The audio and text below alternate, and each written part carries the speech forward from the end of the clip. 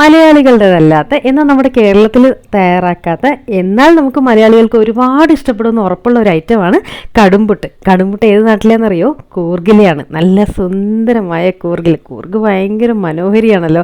ആ കൂർഗിലെ വളരെ മനോഹരമായിട്ടുള്ള റെസിപ്പിയാണ് കടുംപുട്ട്. കടുംപുട്ട് തയ്യാറാക്കാനായിട്ട് ആദ്യം കുറച്ച് വെള്ളം വെക്കുക. ഇത് തയ്യാറാക്കുന്ന കാണുമ്പോൾ തന്നെ മനസ്സിലാവും നമുക്ക് എന്തായാലും ഉറപ്പായിട്ടും ഇത് പോയി ഉണ്ടാക്കി നോക്കാൻ തോന്നും. എന്നിട്ട് അതിലേക്ക് കുറച്ച് പഞ്ചസാര ചേർക്കുക. കാര്യം എന്താണെന്നറിയോ? ഈ പുട്ടിന് ചെറിയൊരു മധുരം, എന്നാൽ അതൊരു വലിയ മധുരമല്ല, ഒരു കുഞ്ഞതായിട്ടൊരു മധുരം. നമുക്ക് ഈ കൊഴുക്കട്ട കഴിക്കുമ്പോൾ ഒരു കുഞ്ഞു മധുരം കിട്ടില്ലേ, ആ മധുരത്തിൻ്റെ ഫീൽ കിട്ടും. അത്രേ ഉള്ളൂ.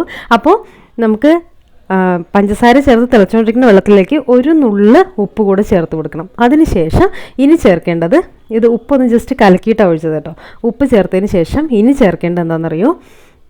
പൊടിയരി കുതിർത്ത് അരച്ചതാണ്. അരയ്ക്കുമ്പോൾ പ്രത്യേകം ശ്രദ്ധിക്കുക, അതൊരു 3 സ്പൂൺ മതി, ഒരുപാടൊന്നും ചേർക്കേണ്ട ആവശ്യമില്ല. പൊടിയരി കുറച്ച് നേരം വെള്ളത്തിലിട്ടതിന് ശേഷം തരി തരിയായിട്ട് പൊടിച്ചെടുക്കണം. ഓക്കെ, പൊടിച്ചെടുക്കുക മീൻസ് അരച്ചെടുക്കുക. അത് ഒരുപാടിങ്ങനെ ഒത്തിരി പേസ്റ്റ് ആവേണ്ട ആവശ്യമില്ല, കുറച്ച് തരി വേണം. ആ തരിയോടുകൂടി അരച്ചെടുത്ത് ഒരു 4 സ്പൂൺ അല്ലെങ്കിൽ മാക്സിമം ഒരു 3 സ്പൂൺ പൊടിയരി ആണ് ഇതിലോട്ട് ചേർത്തിട്ടുള്ളത്. അപ്പോൾ തിളയ്ക്കാറായ ആ വെള്ളത്തിൽ പഞ്ചസാര മെൽറ്റായി കഴിഞ്ഞാൽ ഉടനെ ചേർക്കേണ്ടത് പൊടിയരി ഒന്ന് ചതച്ചതാണ്. ഇതൊന്നും വലിയ പണിയൊന്നും അല്ല കേട്ടോ, പെട്ടെന്ന് പണി കഴിയും. ഇനി അടുത്തതായി ചേർക്കേണ്ടത് എന്താണെന്നറിയോ? റവയാണ്. അപ്പോൾ കടുംപുട്ട് വളരെ സോഫ്റ്റാണ്. ഈ സോഫ്റ്റ് ആവാനുള്ള കാരണങ്ങളാണ് ഈ ചേരുവകൾ. അപ്പോൾ നമ്മുടെ പൊടിയരി ചേർത്തതിന് ശേഷം അടുത്തത് ചേർക്കുന്നത് റവ ചേർത്ത് കൊടുക്കുക. റവ ചേർത്ത് ഇനി എന്താ പരിപാടി എന്നറിയാമല്ലോ? റവ വറുക്കൊന്നും വേണ്ട കേട്ടോ, അല്ലാതെ തന്നെ ചേർക്കാം. ചേർത്തതിന് ശേഷം കടുംപുട്ട് ആക്കിയെടുക്കുന്ന കുറേ പ്രോസസ്സ് ഉണ്ടല്ലോ, അപ്പോൾ ആ പ്രോസസ്സിൽ ഇത് കറക്റ്റായിട്ട് ആയിക്കോളും. അപ്പോൾ റവയാണ് ഇതിലൊരു മെയിനായിട്ടുള്ള കാര്യം. അപ്പോൾ റവ ചേർത്തിട്ടുണ്ട്, പിന്നെ നമ്മുടെ പൊടിയരി അരച്ച ആ ഒരു പേസ്റ്റ് ചേർത്തിട്ടുണ്ട്. ഇനി അടുത്തതായി ചേർക്കേണ്ടതെന്നറിയോ? ഈ കടുംപുട്ടിന് കൂടുതൽ ടേസ്റ്റ് കിട്ടാനുള്ള ആ മെയിൻ കാരണം അതാണ് ഇനി അടുത്തായി ചേർക്കേണ്ടത്. തീ കുറച്ച് വെച്ചിട്ടാണ് ഇതെല്ലാം ചെയ്യേണ്ടത്. തേങ്ങയും ഏലക്കയും കൂടെ ഒന്നിച്ച് പൊടിച്ചതാണ്. ഓക്കെ, അതുകൊണ്ടാണ് ഇതിന് ഈ ഒരു പെട്ടെന്നൊരു കളർ മാറിയത്. തേങ്ങയും ഏലക്കയും, ഒരു 2-3 ഏലക്കയും, പിന്നെ അത് ഏലക്കയുടെ ഫ്ലേവർ നമുക്ക് എത്ര ഇഷ്ടമുണ്ടോ ആ ഒരു ഇഷ്ടത്തിനനുസരിച്ച് ചേർത്ത് കൊടുക്കാം. എന്നിട്ട് നാളികേരം കൂടെ മിക്സിയിലൊന്ന് ചതച്ചെടുക്കണം. ചതയ്ക്കുമ്പോൾ പ്രത്യേകം ശ്രദ്ധിക്കാം, നമ്മുടെ തോരനൊക്കെ ആയിട്ട് റെഡിയാക്കി എടുക്കില്ലേ, ആ ഒരു പാകത്തിന് വേണ്ടി എടുക്കേണ്ടത്. നാളികേരം ആ ഒരു ചെറുകിയ പാകമല്ല, കുറച്ചൊന്ന് ചതഞ്ഞ പാകത്തിന് ആക്കിയെടുക്കണം. അത് കഴിഞ്ഞിട്ട് ഇനി ചെയ്യേണ്ടത് അടുത്തതായിട്ട് ഇതെല്ലാം ചേർത്ത് കഴിഞ്ഞാൽ പിന്നെ ഇതൊന്ന് മിക്സ് ചെയ്ത് കൊടുക്കുക. അപ്പോൾ റവയാണ് ചേർത്തിട്ടുള്ള, പെട്ടെന്ന് കട്ടിയാവാൻ സാധ്യതയുണ്ട്. അതുകൊണ്ട് തന്നെ നമ്മളിനി വേഗം ഇതിനെ മിക്സ് ചെയ്തെടുക്കുക. തീ കുറച്ച് വെച്ചിട്ട് വേണം ഇതെല്ലാം ചെയ്യേണ്ടത്. വളരെ ശ്രദ്ധിച്ച് വേണം ഇത് ചെയ്യേണ്ടത്. അപ്പോൾ ആ ഒരു കുറച്ച് പൊടിയരിയും ഇതും ഈ റവയും തേങ്ങയും ഏലക്കയും ഉപ്പും ചെറിയൊരു മധുരമെന്ന് പറയാനൊന്നുമില്ല. നമ്മൾ കുറേ കടുംപുട്ട് കഴിക്കുമ്പോൾ നമുക്കിങ്ങനെ ഒരു കുഞ്ഞു മധുരം, അതും ഒരെണ്ണം കഴിച്ച് കഴിഞ്ഞാൽ ഒന്നുകൂടെ കഴിക്കാൻ തോന്നുന്ന ഫീലിലുള്ളൊരു മധുരമാണേ. അപ്പോൾ ആ ഒരു മധുരമൊക്കെ കിട്ടും. അപ്പോൾ എന്നിട്ട് ഇനി ചെയ്യേണ്ടത് ഇതൊന്ന് മിക്സ് ചെയ്ത് യോജിപ്പിക്കുക.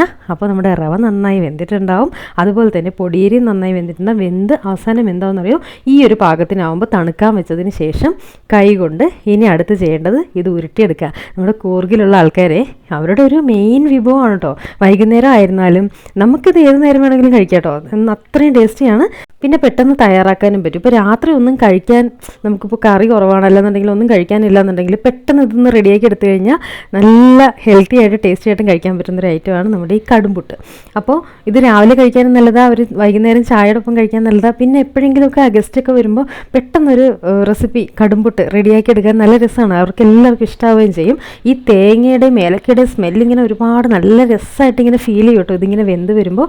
അപ്പോൾ ഇതിങ്ങനെ ഉരുട്ടിയെടുക്കുക. ഉരുട്ടുമ്പോൾ ഒരുപാട് അങ്ങനെ കറക്റ്റ് വട്ട ഷേപ്പൊന്നും വേണ്ട. ഒരു അവരുടെ എപ്പോഴെങ്കിലും അറിയോ അവരുടെ വിരലിൻ്റെ ആ ഒരു പാടും കൂടെ അതിലുണ്ടാവും. അതായത് ഒന്ന് പ്രസ് ചെയ്ത് ഇങ്ങനെ വെക്കുകയാണ്. അപ്പോൾ അതുമാതിരി ഒരു ഷേപ്പിലാക്കി എടുത്തതിന് ശേഷം ഇനി ഇഡ്ഡലി പാത്രത്തിൽ കുറച്ച് വെള്ളം വെച്ച് ഇത് ഇഡ്ഡലി തട്ടിലേക്ക് വെച്ച് ആവി കയറ്റി എടുക്കുകയാണ്. അപ്പോൾ ആവിയും കൂടെ കയറുമ്പോൾ എന്താവുമെന്നറിയോ? കുറച്ചുകൂടി സോഫ്റ്റാവും.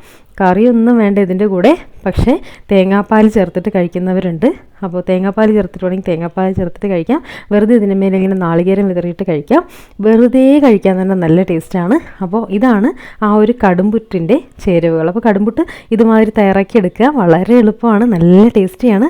ആ ഒരു കൂർഗിൻ്റെ പരമ്പരാഗത വിഭവങ്ങളിൽ ഒന്നാണ് കടുംപുട്ട്. ഒത്തിരി ഫേമസ് ആണ്. നമ്മളിപ്പോൾ കൂർഗിൽ എവിടെയെങ്കിലും ആരുടെയെങ്കിലും വീട്ടിൽ പോയി കഴിഞ്ഞാൽ അവരെന്തായാലും നമുക്ക് ഏതെങ്കിലും ഒരു സമയത്ത് കടുംപുട്ട് തയ്യാറാക്കി തരും.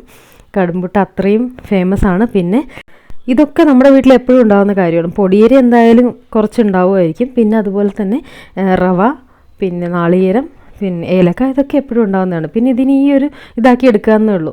പെട്ടെന്ന് തന്നെ റവ വേകുകയും ചെയ്യും. ഇപ്പോൾ നമ്മുടെ കടുംപുട്ട് നന്നായിട്ട് ആവിയിൽ വേവിച്ചെടുത്തിട്ടുണ്ട്. ഏകദേശം ഒരു 15 മിനിറ്റോളം, 15 മുതൽ 20 മിനിറ്റ് വരെ, ആ ഒരു സമയം വരെ വേവിച്ചെടുക്കുക. വേവിച്ചെടുത്ത് കഴിയുമ്പോണ്ടല്ലോ ഇതാ ഈ ഒരു പാകത്തിനായി കിട്ടും.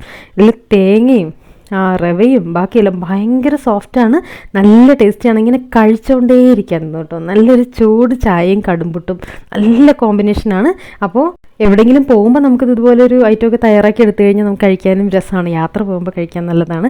അതുപോലെ രാവിലെ പെട്ടെന്ന് തയ്യാറാക്കി എടുക്കാനും, അതുപോലെ പെട്ടെന്നൊരു വെറൈറ്റി ഉണ്ടാക്കാനായിരുന്നാലും, എങ്ങനെ തന്നെ ആയിരുന്നാലും കടുംപുട്ട് അടിപൊളിയാണ്. നമ്മുടെ കൂർഗിൻ്റെ ആ ഒരു പരമ്പരാഗത വിഭവം നമുക്ക് കേരളത്തിൽ, നമുക്ക് മലയാളീസിന് ഒരുപാട് ഇഷ്ടപ്പെടും. കാര്യം ഇതിപ്പം എന്തായിരിക്കും ടേസ്റ്റ് എന്നുള്ളത് എല്ലാവർക്കും കാണുമ്പോൾ തന്നെ മനസ്സിലാവും. തേങ്ങ, ഏലക്ക, അതുപോലെ തന്നെ റവ, പിന്നെ കുറച്ച് അരി. ഈ അരിയും കൂടെ ചേർന്നിട്ട്, അരി തരിതരിയായിട്ട് വേണമെന്ന് പറയാൻ കാരണം ഇതിങ്ങനെ കഴിക്കുമ്പം എവിടേക്കോ നമുക്കൊരു തരിയായിട്ട് ഇങ്ങനെ കടിക്കാൻ കിട്ടും.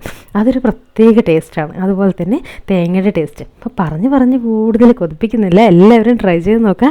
നല്ല സൂപ്പർ ടേസ്റ്റിലൊരു കടുംപുട്ട്. Thank you.